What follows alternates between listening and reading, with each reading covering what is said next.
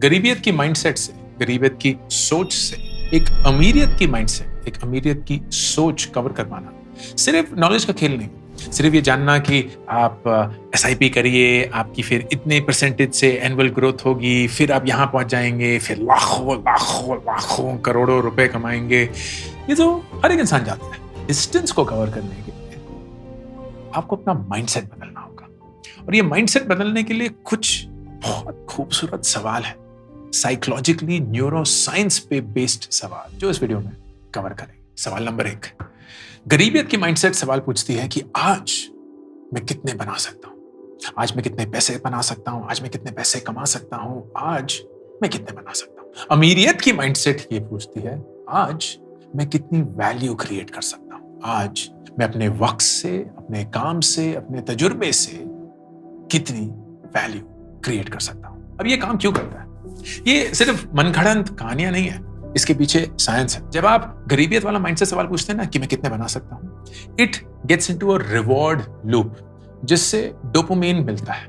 Dopamine वही चीज है जो हमें सोशल मीडिया पे वक्त बिताने पे मिलती है, अगर कोई नोटिफिकेशन आ जाए उसको चेक करने से मिलती है। It's basically something that makes us feel good, and ये बहुत एडिक्टिव होती है, क्योंकि जब कभी भी ये डोपामाइन हमें मिलता है, we feel nice, we feel good, and we want more and more and more from it, of it. लेकिन जब हम अमीरियत वाला सवाल पूछते हैं ना कि मैं कितनी वैल्यू आज क्रिएट कर सकता हूं, it activates our prefrontal cortex. ये दिमाग का वो हिस्सा है जो हमें वाकई में प्रॉब्लम कैसे सॉल्व करते हैं वो सिखाता है, कैसे इनोवेट करके नायाब तरीकों से सेम प्रॉब्लम को सॉल्व किया जा सकता है वो बताता है।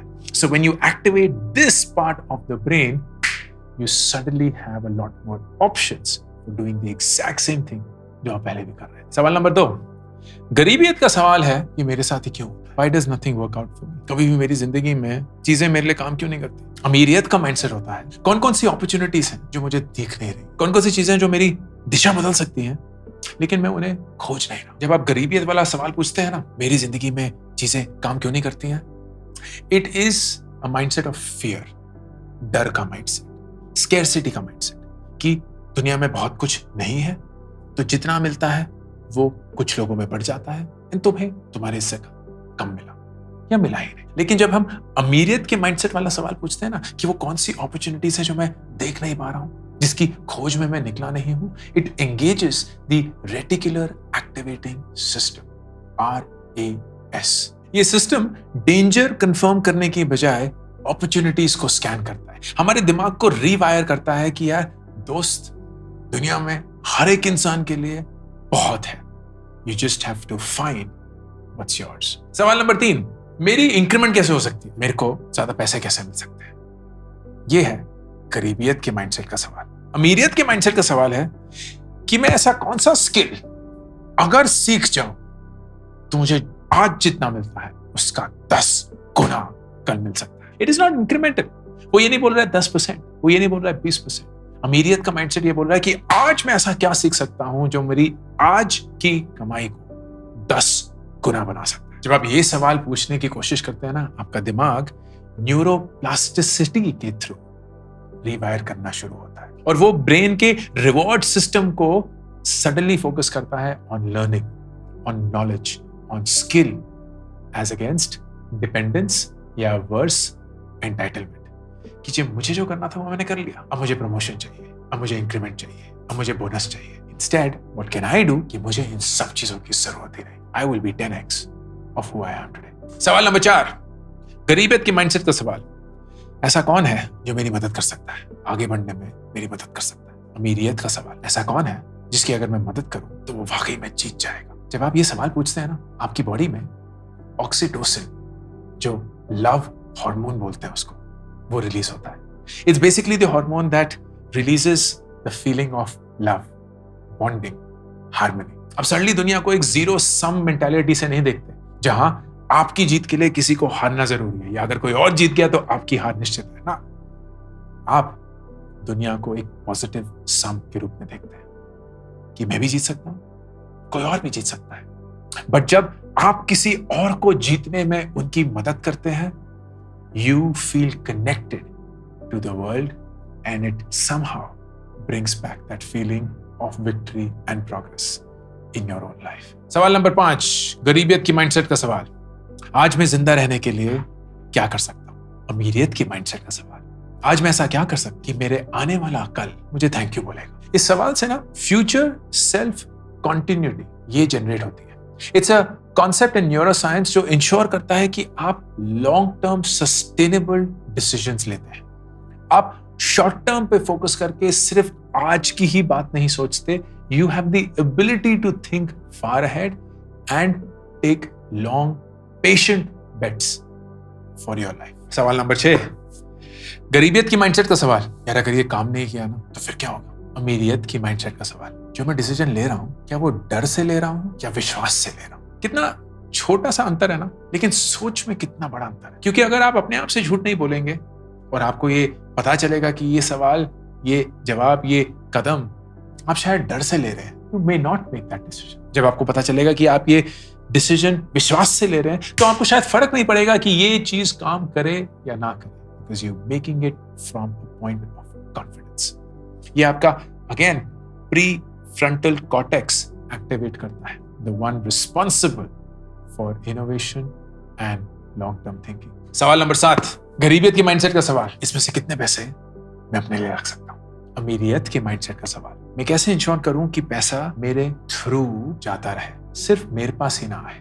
ये सोच जो है ना, ये सर्कुलेशन बेस्ड थिंकिंग को एक्टिवेट करती है। पानी कैसे बहता है? हमेशा कहीं भी थोड़ी सी भी जगह मिल जाए वहां बह जाता है, एंड कोई भी फॉर्म, कोई भी शेप धारण करना पड़े कर लेता है। And that's exactly how you also need to become in life. कि अगर आप कहीं से भी जा सकते हैं, कोई भी रूप धारण कर सकते हैं, कहीं भी अपने आप को स्क्वीज कर सकते हैं, चट्टाने तोड़ सकते हैं, you are capable of anything because you have a flow attached to you. As against मुझे पानी यहां रोक के रखना है, मुझे वो एक बांध बनाना है, वो बांध अगर टूट गया तो सब कुछ बह जाएगा, लेकिन आप पूरी कोशिश करते रहेंगे उस पानी को रोकने की। Let it flow through you. Don't ask कि आप कितना रोक पा रहे हैं, ये पूछिए कि आपके थ्रू कितना बह पा रहा है। सवाल नंबर 8, गरीबियत की माइंडसेट का सवाल। क्या जिंदगी यही है?